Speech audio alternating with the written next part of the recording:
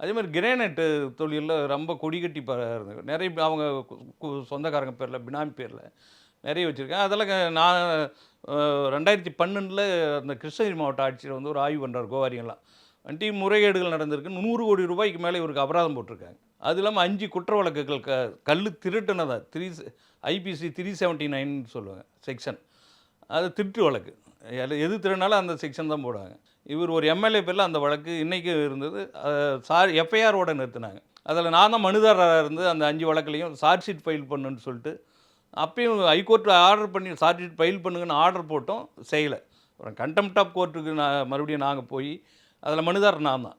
Contempt of court போன பிறகு SP வந்து நீங்கள் ஆஜராகணும்னு பிஎன் பிரகாஷ்ன்ட்டு ஒரு நீதியரசர் ரொம்ப கடுமையாக இது பண்ணிட்டார். அதுக்கு பிறகு தான் அதில் 5 வழக்குலையும் குற்றப்பத்திரிக்கை தாக்கல் பண்ணாங்க, இறுதி அறிக்கை. அதில் ஒரு 2-3 வழக்கு சென்னை மீண்டும் அவங்க அந்த குற்றப்பத்திரிகை இறுதி அறிக்கை தள்ளுபடி பண்ணுன்னு சொல்லிட்டு கோஸ் போட்டு 2 வழக்கு 3 வழக்கு கோஸ் ஆகிருக்குன்ற செய்தி சொன்னாங்க. அந்தளவுக்கு மிகப்பெரிய ஒரு குற்றப்பின்னணி உடையவர்.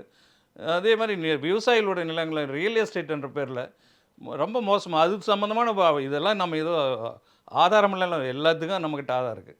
அவ்வளவும் ஆதாரங்கள் அடிப்படையில் தான் சொல்கிறோம். ரொம்ப அடிமாட்டு விலைக்கு வாங்கிறது.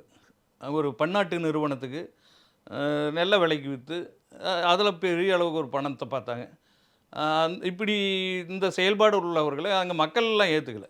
அதுவும் இன்றைக்கும் ஒரு பகுதி அந்த அஞ்செட்டி அந்த பகுதியெல்லாம் பார்த்தீங்கன்னா அவருக்கு எதிராக தான் வாக்கு விழுந்துருக்கு. ஒரு குறிப்பிட்ட அந்த இன்னோசென்ட்டாக அப்பாவி மக்கள் எதுவும் வெளி உலகம் தெரியாத மக்கள் இருக்கிற ஒரு பகுதியில் தான் இவருக்கு அந்த 4000 சில்லற ஓட்டுன்றது கூட அங்கே விழுந்தது. இவர் வெற்றி பெற முடிஞ்சது.